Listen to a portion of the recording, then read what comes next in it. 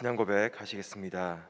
전능하사 천지를 만드신 하나님 아버지를 내가 믿사오며 그 외아들 우리 주 예수 그리스도를 믿사오니 이는 성령으로 잉태하사 동정녀 마리아에게 나시고 본디오 빌라도에게 고난을 받으사 십자가에 못 박혀 죽으시고 장사한 지 사흘 만에 죽은 자 가운데서 다시 살아나시며 하늘에 오르사 전능하신 하나님 우편에 앉아 계시다가 저희로서 산자와 죽은 자를 심판하러 오시리라.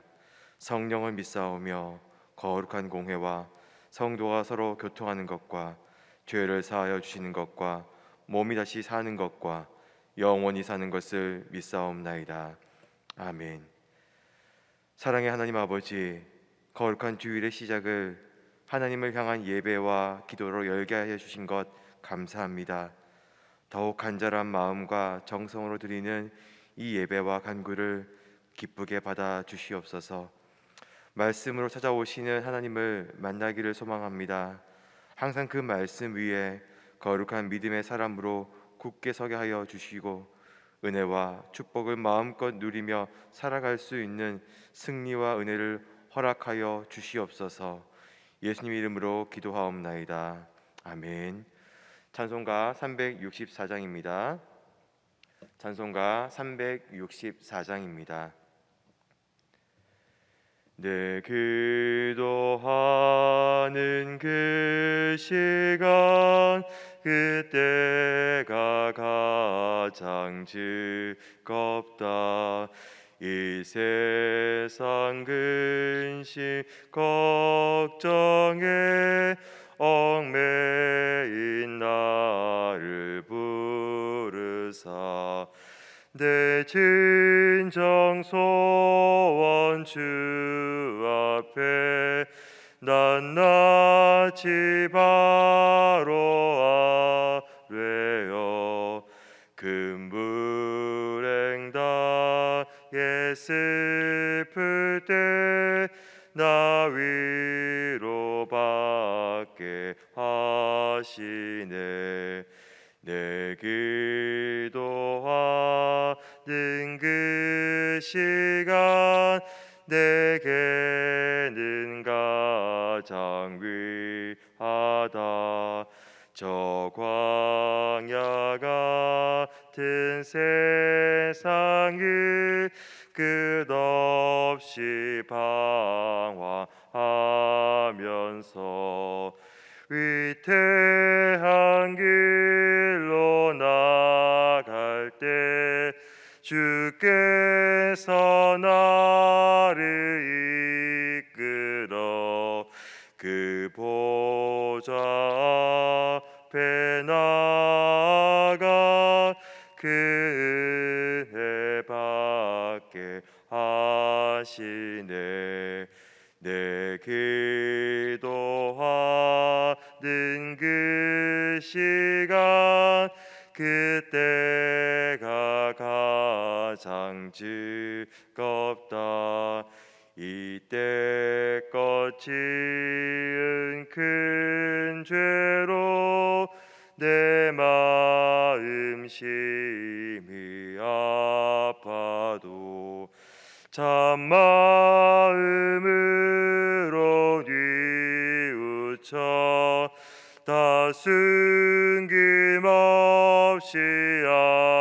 아뢰며 주 나를 위해 복 주사 새 은혜 부어 주시네. 내 기도하는 그 시간 그때가 가장 즐겁다. 주 세상에서 일찍이 저 요란한 곳 피하여 빈들에서 나 산에서 온 밤을 세워 지내사 주 예수 친히 기도로 근본을 보여주셨네. 아멘. 마스크를 점검하는 시간을 갖겠습니다. 마스크를 코 위까지 쓰시고 예배와 기도 중에 벗지 마시기 바랍니다. 오늘 우리에게 주시는 하나님의 말씀은 로마서 8장 22절에서 27절까지의 말씀입니다. 로마서 8장 22절에서 27절까지의 말씀입니다. 피조물이 다 이제까지 함께 탄식하여 함께 고통을 겪고 있는 것을 우리가 아느니라. 그뿐 아니라 또한 우리 곧 성령의 처음 익은 열매를 받은 우리까지도 속으로 탄식하여 양자 될 것 곧 우리 몸의 속량을 기다리느니라. 우리가 소망으로 구원을 얻었음에 보이는 소망이 아니니 보는 것을 누가 바라리요. 만일 우리가 보지 못하는 것을 바라면 참음으로 기다릴지니라. 이와 같이 성령도 우리의 연약함을 도우시나니 우리는 마땅히 기도할 바를 알지 못하나 오직 성령이 말할 수 없는 탄식으로 우리를 위하여 친히 간구하시느니라. 마음을 살피시는 이가 성령의 생각을 아시나니 이는 성령이 하나님의 뜻대로 성도를 위하여 간구하심이니라. 아멘. 아무리 믿는 자, 하나님의 그 영광과 또 이후의 부활과 또 천국 소망을 가지고 있는 사람이라 할지라도 이 땅을 살아가면서 겪는 고난과 그러한 역경들을 완벽하게 참아내기란 정말 쉽지가 않습니다.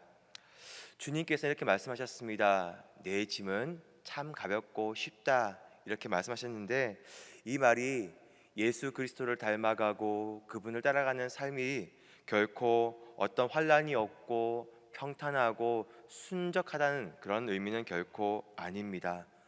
우리의 죄를 다 짊어주셨기 때문에 그분 앞에 내 모든 짐을 다 내려놓고 그분을 의지하고 그분만을 따라간다면 정말 그 이 구원의 길이 참으로 쉽고 가볍다, 이것을 의미하기 때문에 그렇습니다. 물론 인간의 어떤 방식과 방법으로는 구원에 결코 이를 수가 없습니다. 하지만 사람들이 그것들을 위해서 설정해 놓은 어떤 기준과 그러한 일들은 상당히 우리가 실현하기 어려운 것들입니다. 그렇기 때문에 그것들에 비해서 우리 예수님을 믿고 따르는 것은 쉽고 가볍다고 말씀하시는 것이죠. 그런데 예수님을 믿는 성도로 살아간다는 것은 결코 쉽지가 않습니다. 정말 간단하지 않다는 것을 우리가 잘 알고 있는데요.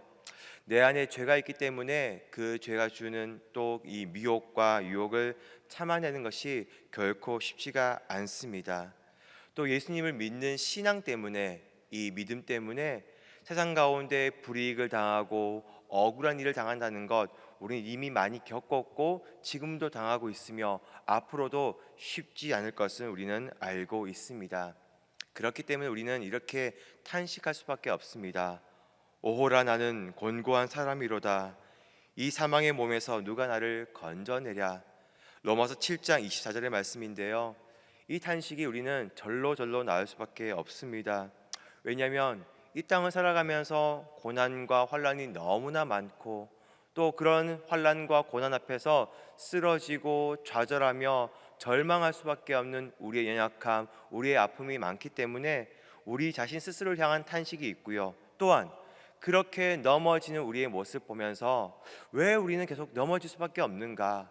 하나님의 아들인데, 하나님의 백성인데, 예수 그리스도의 형상을 닮아가는 믿음의 사람인데 왜 우리는 이것밖에 안 되는가라는 신앙적인 하나님 나라를 향한 의의 백성으로서의 그 갈망의 탄식이 함께 터져 나온다는 것이죠. 이처럼 고단한 인생길 가운데 서 있는 연약한 우리 자신에 대한 그런 절망의 탄식과 더하기 하나님 나라와 그리스도의 형상을 담겠노라는 그 의의 나라를 향한 갈망의 탄식이 동시에 터져 나옵니다. 그런데 이런 우리 연약한 우리의 모습을 보시고 그냥 내버려 두지 못한 분이 있습니다. 바로 하나님 아버지십니다. 그분께서는 우리를 보호하시고 또 붙들어 주시기 위해서 반드시 하고자 하시는 일이 있습니다. 오늘 본문 가운데 26절 말씀인데요, 함께 보시겠습니다. 이와 같이 성령도 우리의 연약함을 도우시나니 우리는 마땅히 기도할 바를 알지 못하나 오직 성령이 말할 수 없는 탄식으로 우리를 위하여 친히 간구하시느니라. 바로 성령님의 도우심입니다.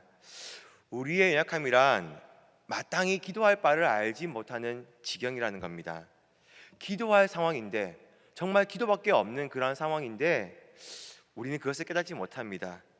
그리고 지금 이 당하고 있는 환난과 고난을 어떻게 이해하고 어떻게 대처해야 할지 알지 못하고 우왕좌왕하는 그런 혼란스러운 모습이 바로 우리의 연약함과 그런 지경이라는 것이죠. 그런데 26절을 보면은 사도 바울은 너희가 아니라 바로 우리라고 말하고 있습니다.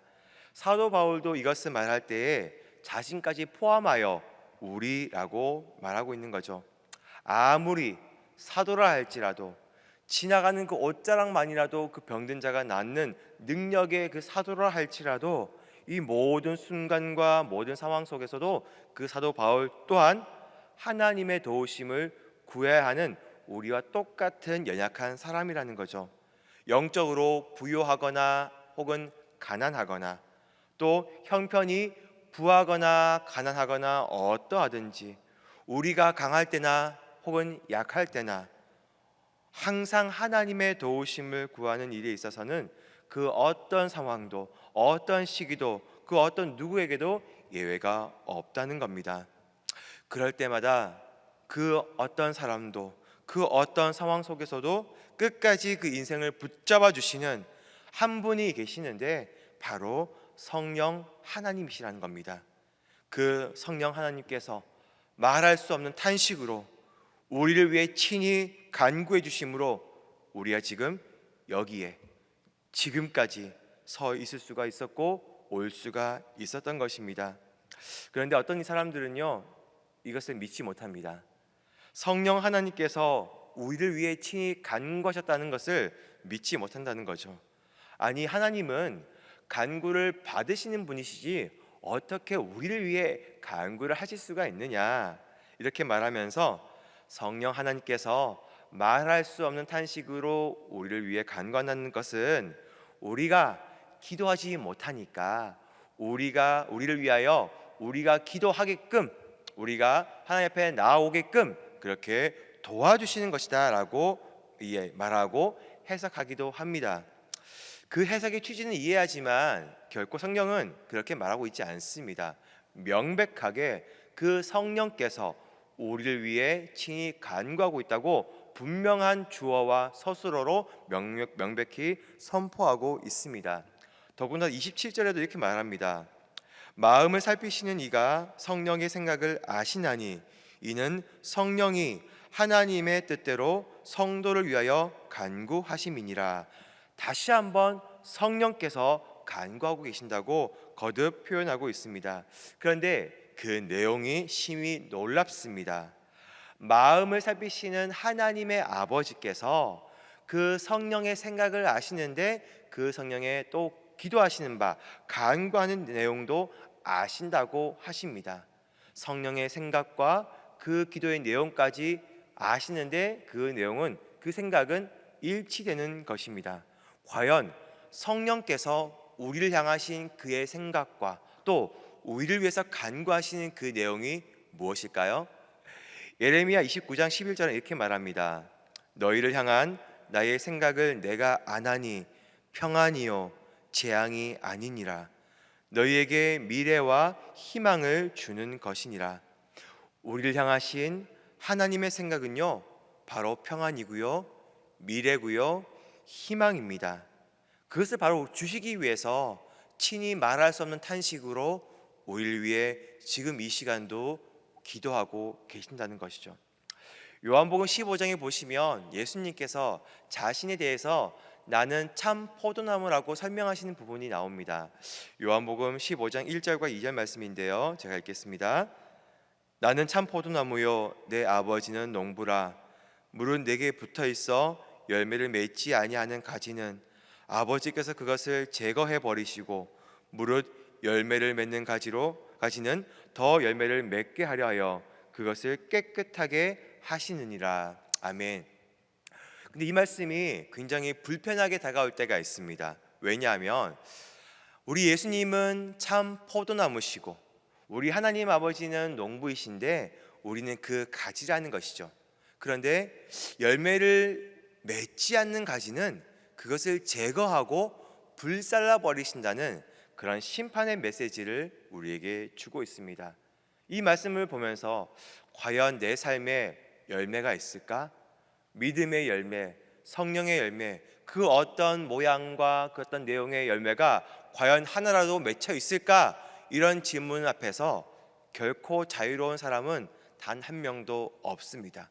만약 나에게 열매가 없다면 그러면 우리를 제거해 버리시고 우리를 버리시는 무시무시한 그런 심판의 그런 대상이 되는 것은 아닐까, 이런 불안함이 엄습해 오기 때문에 이 요한복음 15장의 말씀이 결코 은혜롭게 평탄하게 우리에게 다가오지 않는다는 것이죠. 네, 그렇습니다. 여기서 제거해 버리다라는 헬라어가 있는데요, 바로 아이로라는 단어입니다. 우리가 영어라든지 어떤 단어를 봤을 때 그 단어 하나가 한 가지 뜻만 가지고 있지 않는 복수의 의미를 가지고 있는 그런 경우를 많이 보게 됩니다. 이런 경우도 마찬가지인데요, 혹시 성도님께서 포도나무를 보신 적이 있습니까? 이 포도나무는 굉장히 가지가 가늡니다. 이 가녀린 가지 속에서 수많은 포도나무가 아주 주렁주렁 많이 달리죠. 그래서 그 무게 때문에 가지가 축 처지기도 합니다. 열매가 없어도 이 가지가 가늘기 때문에 길게 뻗어나지면 이게 축 처져서 땅에 닿을 가능성도 굉장히 많습니다. 그래서 지금 우리나라든지 세계 곳곳에 가면은 이 포도나무를 재배하는 포도원에 가면은 나무로 Y자 지지대를 만들어서 이 가지를 받치거나 혹은 철사를 쳐서 이 가지가 땅에 닿이지 않도록 지탱하는 버팀목을 설치하는 경우를 보게 됩니다. 예수님 시대에도 이러한 것이 별반 다르지 않는데요, 하지만 예수님 시대에는 이 나무라는 것이 굉장히 귀했기 때문에 이 포도나무 가지를 지탱할 만한 이 Y자 지대를 설치하기가 쉽지 않았습니다. 왜 이 가지를 땅에 닿지 않도록 지지해 주는가? 이스라엘 기후에서 건기와 우기가 있는데요, 이 포도나무 가지가 땅에 닿으면 만약 우기 때 습기가 많을 때에 이 땅에 닿았을 때 이 습기 때문에 그 가지는 썩어버립니다. 썩어버린 가지에는 결코 열매가 맺힐 수 없죠. 혹은 건기에는요, 이 건기에 이 땅에 닿인 가지에서 뿌리가 나와버립니다. 뿌리가 생성된 이 가지에는 또 포도 열매가 맺히지 않습니다. 그렇기 때문에 이 이스라엘의 농부는요, 포도나무를 재배할 때 이 가녀린 가지가 땅에 닿이지 않도록 이 가지를 들어올리는 어떤 역할을 합니다. 여기서 아까 말씀드렸던 제거하다, 이 제거하다는 단어의 야이로가 제거하다는 단어가 100번 쓰였을 때 95번을 쓰여진다면 아주 적은 부분 5번 경우에 한해서 들어올리다라는 의미로 쓰여질 때가 있습니다. 물론 하나님께서 이 요한복음 15장 우리에게 말씀하실 때에 우리에게 열매가 없는 가지는 분명히 제거해 버리시고 불살라 버리시는 그런 심판을 말씀하실 수도 있습니다. 그게 대부분 의미가 맞습니다. 또한 중의적으로 만약 열매를 맺지 않는 가지, 맺을지 안 맺을지 모르겠지만 그 가지가 열매를 맺을 수 있도록, 즉 이 땅 가운데 닿여 가지고 썩거나 혹은 뿌리를 내리지 아니하도록 돌을 받쳐서 들어 올리시는 그러한 기능, 그러한 역할, 그러한 보살핌을 우리 농부께서 해 주신다는 것이죠.